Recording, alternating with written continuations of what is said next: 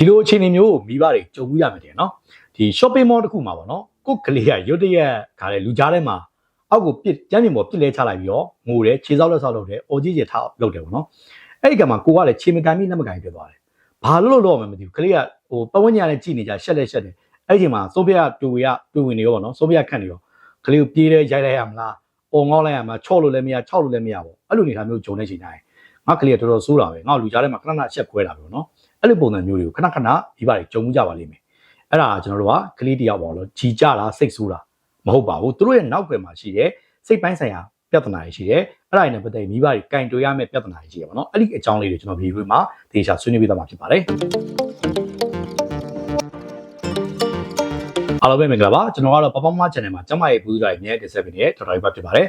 ဒီဗီဒီယိုထဲမှာတော့ကျွန်တော်ပေါ့နော်ကလေးတွေပေါ့နော်ဒီကြီးကြတာစိတ်ကောက်တာအဲ့လိုမျိုးခဏခဏဖြစ်တဲ့ဒီ tantrum ဆိုတဲ့ကိစ္စလေးကျွန်တော်ဆွေးနွေးပေးသွားမှာဖြစ်ပါတယ်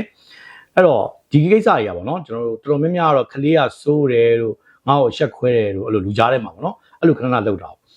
အဲ့တော့အဲ့လိုမဟုတ်ပါဘူးကလေးနောက်ကွယ်မှာအဲ့ဒါလေးဒီသူ့ရဲ့စိတ်ပိုင်းဆိုင်ရာပြဿနာရှိတယ်မိဘတွေကင်တယ်ဖြေရှင်းရမယ့်ကိစ္စလေးရှိတယ်ပေါ့နော်အဲ့တော့အဲ့ဒါလေးတွေကိုသိဖို့အတွက်ကျွန်တော်လည်းဒီဗီဒီယိုလေးကိုလိုက်ခဲ့ကြပါပေါ့နော်ကိုကျမ်းမာရေးပြဿနာတွေကိုဒေါက်တာယူပါနဲ့ online ကနေပဲဖြစ်ဖြစ်ဈေးကလာပြီးတော့ဆွေးနွေးခြင်းနဲ့ဆွေးနွေးဖြစ်ဖြစ်ဖုန်းနံပါတ်3993935939ကိုဆက်သွယ်ပြီးတော့မနက်၈နာရီကနေပြီးညနေ6နာရီအတွင်းမှာအသေးစိတ်စုံစမ်းမေးမြန်းလို့ရပါတယ်ရှင်အဲ့တော့ကလေးကြီးကြတာမပြောခင်မှာကျွန်တော်တို့အုံနောက်မှာရှိတဲ့အစိတ်ပိုင်းတစ်ခုကြောင့်ရှင်းပြကြတာပေါ့နော်ဒီစိတ်ခံစားချက်ကိုလုပ်တဲ့အုံနောက်ရဲ့စဉ်းစားတွေးခေါ်နိုင်တဲ့အုံနောက်တွေပေါ့နော်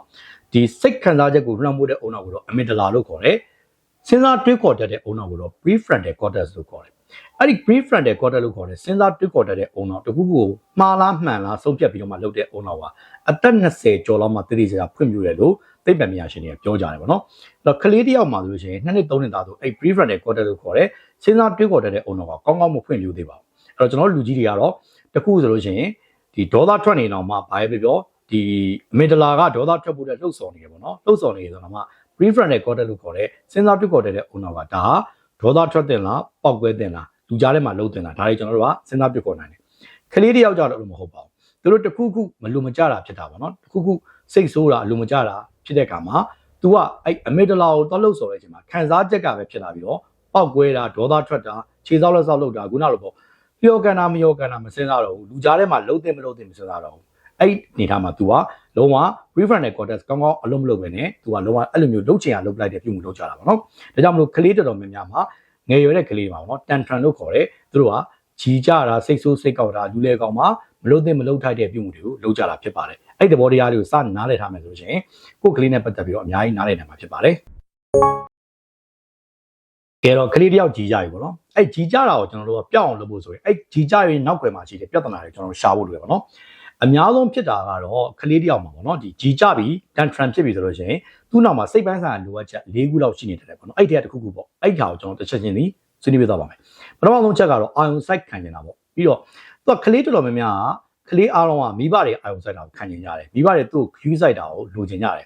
ဒါပေမဲ့မိဘတွေကကိုယ်လုံးနဲ့ကိုအာယုံမစိုက်နိုင်ဘူးခူးမစိုက်နိုင်တဲ့အခါမှာကလေးတယောက်ကသူ့ကိုခူးစိုက်ဖို့အတွက်ပထမကောင်းတာလေးလုပ်ပြမိဘကိုကူညီပေးဒါလေးလာပေးဒါပေမဲ့အဲ့လိုမျိုးလည်းမိဘတွေခူးမစိုက်နိုင်တဲ့အခါမှာသူတို့ခူးစိုက်အောင်လို့ tantrum လို့ခေါ်တဲ့ကြီးကြတာစိတ်ဆိုးစိတ်ကောက်တာနဲ့စိုးတဲ့ဘက်ကိုပြောင်းပြီးတော့လုပ်ကြတယ်ပေါ့နော်အဲ့ဒီအချိန်မှာမိဘရဲ့အနေနဲ့ကျွန်တော်ခုပြောတဲ့ချက်ကိုနားလည်ထားမယ်ဆိုလို့ရှိရင်ငါတို့ခူးစိုက်တာနဲ့လုံနေပြီလားကလေးကိုမြန်ငါတို့ပြစ်ထားဆိုဖြစ်နေပြီလားပေါ့နော်အဲ့ဒါလေးကိုသေချာစဉ်းစားပြီးတော့ဂရုပြန်စိုက်ပေးမယ်ဆိုရင်ဒီကိစ္စပျောက်သွားနိုင်တယ်ပေါ့နော်နောက်တစ်ချက်ကကြတော့သူတို့လွတ်လပ်ခွင့်လိုချင်တာပေါ့နော်အဲ့တော့ကလေးဆိုပေမဲ့သူကနည်းနည်းလေးကြီးလာတဲ့အခါမှာသူတို့ပစ္စည်းကိုယ်တိုင်ရွေးချင်တယ်ဗျာအင်ကြီးဆိုတော့သူတို့ကိုယ်တိုင်ရွေးချင်တယ်ဒါပေမဲ့မိဘခိုင်းတာပဲလုပ်နေရတယ်မိဘရွေးချင်တာပဲလုပ်နေရတဲ့အချိန်မှာအဲ့ဒါကိုသူကပောက်ကွဲပြီးတော့နော်လုပ်လို့မရတဲ့အခါမှာအဲ့လိုမျိုးစိတ်ဆိုးစိတ်ကောက်ကြီးကြတာမျိုးတောင်းကြတာမျိုးလုပ်ကြတယ်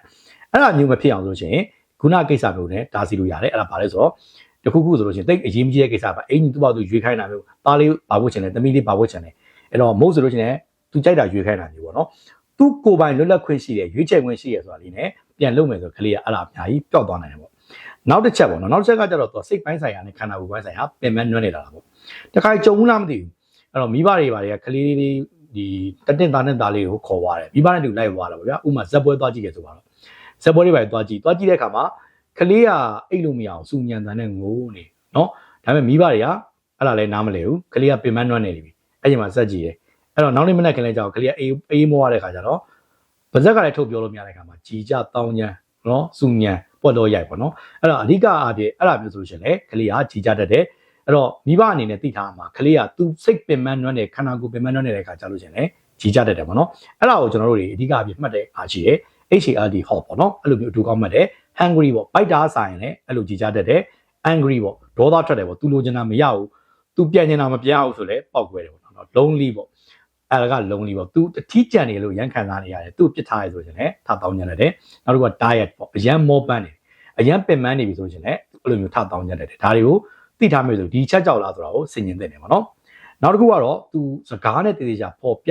နိုင်ခြင်းမရှိရကြမလို့အပြုတ်မှုနဲ့တုတ်ပြန်တာပေါ့အဲ့တော့ကလေးဆိုတာသူတို့တွေကဘာသာစကားလည်းမကျွမ်းကျင်တဲ့အခါကျတော့သူတို့လိုချင်တာကိုပါဇက်နဲ့ပြောဆိုနိုင်ကြမရှိဘူးအဲ့ဒီကမှာမိခင်တွေဖခင်တွေကကောင်းကောင်းနားမလည်တဲ့အခါမှာသူလိုချင်တာမရတဲ့ကြောင့်မလို့သူကစကားနဲ့ပြောမနဲ့အပြုတ်မှုနဲ့တောင်းညမ်းပြီးတော့ကြီးကြပြီးတော့ပြကြတယ်ဒါကြောင့်မလို့တောင်းညမ်းပြီးကြီးကြပြီးဆိုလို့ရှိရင်ကလေးတယောက်ဒီခုကျွန်တော်ပြောတဲ့၄ချက်တည်းကတစ်ချက်ချက်နဲ့ညီတာဖြစ်နိုင်တယ်အဲ့ဒီတစ်ချက်ချက်ကိုရှာပြီးတော့ရအောင်လုပ်ပြီးမယ်ဆိုလို့ရှိရင်အဲ့ဒီတစ်ခေါက်မှာတော့သူကကြီးကြတာဆက်ပြီးတော့ရှိနေလိမ့်မယ်အဲ့ဒါလေးတွေသတိထားပြီးတော့လုပ်ပြီးမယ်ဆိုတော့နောက်ပိုင်းကျရင်ကလေးကအဲ့ကြီးကြတာတွေအမှန်တမ်းမှကောက်တာတွေကဖြည်းဖြည်းနဲ့ကျော်သွားမယ်လို့ပြောချင်ပါတယ်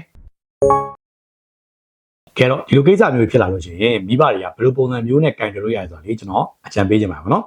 အဓိက၃ဆင့်လုပ်ပေးရမယ်ပေါ့နော်အရင်ဆုံးပထမဆင့်နေတော့မိဘကကိုယ့်ကိုစိတ်ငြိမ်အောင်ထားဖို့လိုတယ်အဲ့လိုချိန်မှာယုတ်တရက်ကိုကပေါက်ကွဲပြီးတော့ကလေးကိုပြေးရိုက်လိုက်တာမျိုးတွေဒေါသတကြီးနဲ့လှုပ်လိုက်တာမျိုးတွေကကလေးမှလုံးဝမမှတ်သွားသေးဘူးပေါ့နော်ကလေးကပို့ပြီးတော့အဲ့ဒါနဲ့ပတ်သက်ပြီးတော့ပြောင်းလဲသွားဖို့တည်းမဟုတ်ဘဲနဲ့နာကျင်တာခံစားချက်ပဲဖြစ်လာပြီးတော့နောက်တစ်ချိန်မှာတခုဆိုငါရိုက်ခံရမယ်ဒီတွေးပဲရှိနေတယ်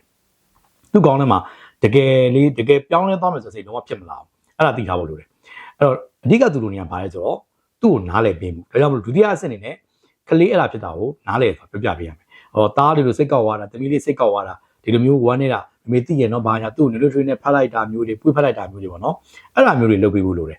အဲ့တော့ဒါပေမဲ့ချုပ်မေးကြကြီးတာအဲ့လိုလုပ်လို့ရှိရင်သူပြောတဲ့အတိုင်းအကုန်လိုက်လုပ်လိုက်ရမှာလားဆိုတော့မဟုတ်ပါဘူးတတိယအဆင့်နေတော့ boundary တခုချားမယ်ပေါ့နော်ကိုကဒါစီကံတခုသတ်မှတ်ထားပြီးပါဒါကိုအရုပ်ကိုမွယ်ပြီးလို့ဆုံးဖြတ်ထားပြီးပါ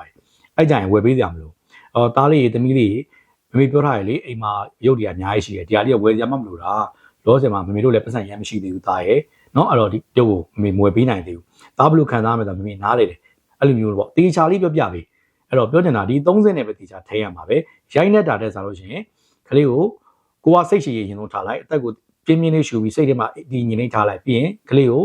နားလေကြောင်းပွေ့ဖက်ပေးလိုက်ပြီးလို့ရှိရင် boundary လေးတိုင်းပဲကလေးကိုကဒါကိုမလိုက်ရောနိုင်ကြအောင်တေချာပြောပြ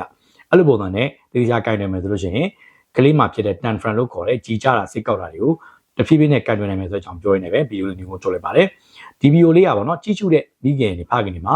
အကျိုးဆောင်တွေကရှိတယ်လို့ခံစားလို့ရှိရင်ဗီဒီယိုလေးမှာ comment လေးမှာကျွန်တော် yes လို့မှတ်ခဲ့ပေးပါဦးနော်ဗီဒီယိုလေးကြိုက်နေတတ်တယ်ဆိုလို့ရှိရင်လည်း like button လေးနှိပ်ပြီးတော့ကိုမျှဝေခြင်းတဲ့လူတွေကို share ပေးခဲ့ပါဦးနော်ဒီလိုဗီဒီယိုလေးကိုကျွန်တော်တို့ပပမ channel ကနေပြီးတော့အများနဲ့တင်ဆက်ပေးမှာမလို့ပပမ channel တွေအများနဲ့စောင့်မျှော်အားပေးကြပါလို့ပြောနေပဲအားလုံးနှုတ်ဆက်လိုက်ပါတယ်နောက်တဲ့ဗီဒီယိုချန်ပြန်တွေ့ကြမယ်နော်